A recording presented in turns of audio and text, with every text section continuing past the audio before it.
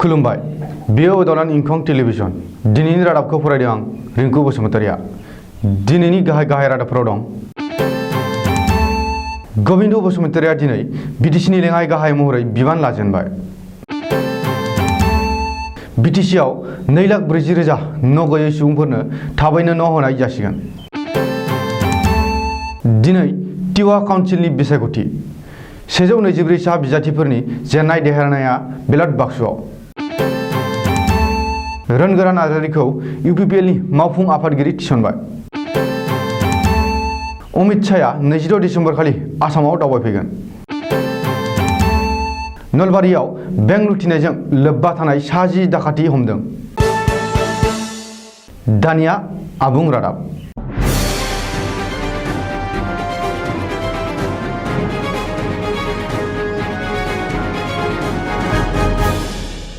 इउपिपिएलनि आफादगिरि प्रमद बर'आ बिटिसिनि गाहाय एबा चिफ महरै समायखिरा लानानै बिबान रुजुननायनि उनाव इउपिपिएलनि गुबुन सासे दैदेनगिरि गोविंद बसुमतारिया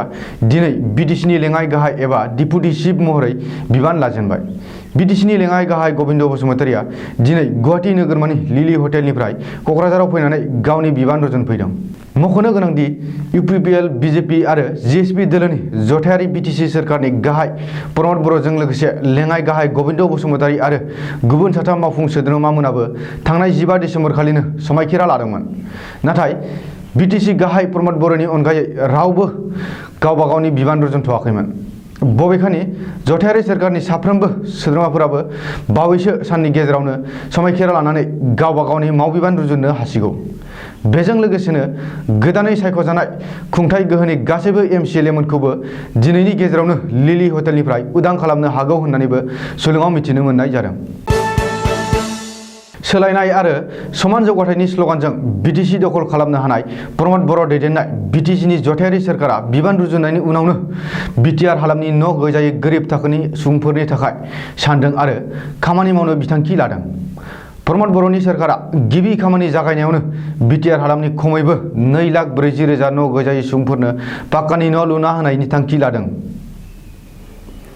बिटिसिनि गाहाय प्रमद बर'आ गावनि अफिसियेल फेसबुक पेजआव बे सोरखारि बिथांखिखौ फोसावदों मख'नो गोनांदि बिटिसि बिसायख'थिनि थाखाय इउपिपिएल दोलोनि इस्ताहाराव फोसावखानाय बायदियै बोसोरसेनि गेजेरावनो 2,40,000 न' गैजायै सुबुंफोरनो न' लुना होगोन होननानै प्रमद बर'आ गावनि अफिसियेल फेसबुक पेजआव फोसावदों बबेखानि सोरखारि न'नि थाखाय बिजाथिफोरा अनलाइननि जोहै आर'जलाइ गथायनांगोन होननानै मिथिनो हादों टिवा अट'नमास काउन्सिलनि बिसायख'थिया दिनै गाहामैनो खुंफुंजाबाय कर'ना भाइरासनि माखासे नेमखान्थिखौ मानिनानै बिटिसिनि बिसायख'थिनि उनाव टिवा काउन्सिलनि बिसायख'थिखौ दिनै खुंफुंदों गेजेर आसामनि मोनब्रै जिल्ला फारियै मरिगाव नगाव हजाय आरो कामरुप मेट्र' जिल्लानि मोन 36 टिवा काउन्सिलनि बियाबाव दिनै फुंनि 7:30 रिंगानिफ्रायनो भट आजावदों आरो बेलासि 4:30 रिंगायाव थुंगेदों टिवा अट'नमास काउन्सिलनि दिनैनि बिसायख'थियाव गासै मोन 36 बियाबाव 4,33,183 सा भटारफोरा सा 124 बिजाथिफोरनि जेननाय देरहानायखौ थि खालामगोन आरो बे समाव बिसोरनि भटआ बेलट बाक्सआव हाबनानै थाबाय गासै मोन 404 भट आजावग्रा मिरुफोराव दिनै भट आजावनाय जादों मिथिनो मोननाय बादिब्ला 14 नं गभा बियाबनि बिजेपि दोलोनि बिजाथि मनिराम पातरा रावजोंबो बादायाजासेनो देरहाखाबाय मनिराम पातरनि हेंथायै सासेबो बिजाथिया बिसायख'थियाव बाहागो लायासै बेनिखायनो मनिराम पातरखौ रावजोंबो बादायाजासे देरहाबाय होननानै आसाम रायजोआरि बिसायख'थि आय'गआ फोसावदों प्रमद बर'आ बिटिसिनि गाहाय मावफुं सोद्रोमानि मासि लानायनि उनावनो इउपिपिएल दोलोआ सासे मावफुं आफादगिरि थिसनबाय दोलोनि लेङाइ आफादगिरि रोनगोरा नार्जारिखौ इउपिपिएल दोलोआ मावफुं आफादगिरि महरै थिसनबाय सुलुङाव मिथिनो मोननाय बादिब्ला इउपिपिएलनि गागि आफादगिरि प्रमद बर'आ बिटिसिनि चिफ महरै समायखिरा लानायनि उनाव मैया गुवाहाटी नोगोरमानि सुलिन ग्रेन्ड हटेलाव इउपिपिएल दोलोनि मोनसे मावफुं मेल बानजायनाय जायो बे मावफुं मेलाव बिटिसि बिसायख'थिनि उनाव दोलोआरि खामानिफोरनि सायाव गुवारै सावरायनाय जायो आरो लेङाइ आफादगिरि रोनगोरा नार्जारिखौ मावफुं आफादगिरि महरै थिसननाय जायो मिरु नखर मन्त्रि अमित शाहआ फैगौ 22 डिसेम्बर खालि आसामाव दावबायफैगोन।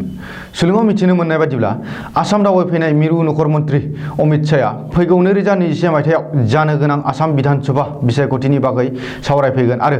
बिजेपि एजिपि गोरोबथानि बागैबो सावरायगोन। बबेखानि बिजेपि एजिपिनि गेजेराव मासि रानलायनायनि बागैबो सावरायनो हागौ होननानै मिथिनो हादों। बबेखानि आसामाव दावबायफैनो गोनां नखर मन्त्रि अमित शाहआ सा सानजा ओनसोलनि मोनफ्रोमबो रायजोनि गिबि मन्त्रिमोनजों लोगोसे नेडानि लिंथुमगिरि आरो आसामनि गोहोगोरा मन्त्रि डक्टर हिमन्त बिश्व शर्माखौ लोगो हमगोन आरो फैबाय थानाय आसाम बिसायख'थिखौ लानानै सावरायगोन। बेजों लोगोसेनो आसाम सोरखारनि माखासे हाबाफारिफोरावबो मिरु नखर मन्त्रि अमित शाहआ बाहागो लानो हागौ होननानै मिथिनो हादों। नलबारि पुलिसआ मोनसे जाफुंसार अपारेशन खालामनानै 10 डाकातिफोर हमदों। नलबारियाव बेंक लुथिनाय जाथायजों सोमोन्दो थानाय 10 डाकातिफोरखौ नलबारि पुलिसआ हमबाय। डाकातिफोरजों लोगोसे कार, गं-9 बाइक, गं-2 पिस्तल, थर-9 गोगो गुलि, गं-9 मबाइल फन आरो नोगोद 2 लाख रांबो हमनो हादों होननानै पुलिस सुलुङाव बुंदों। मख'नो गोनांदि थांनाय 20 नभेम्बर खालि नलबारि ब्रान्च पान्जाब नेशनेल बेंकआव डाकाति खालामनाय जाथायनि सायाव नायबिजिरनानै बे जाथायाव लोब्बा थानाय 10 डाकातिफोरखौ हमनो हादों। हमजानाय 10 डाकातिफोरखौ फाइजुल हक, निर्मल दास, सायद आली, रुमी पाटवारी, आयतुल्लाह आली, करन आली, बादशाह आली, रमजान आली, सुबादेव ब्रह्म आरो किरण बसुमतारी होननानै पुलिस सुलुङाव फोरमायदों। दिनैनि रादाबा एसेनोसै। गोजोन्थों।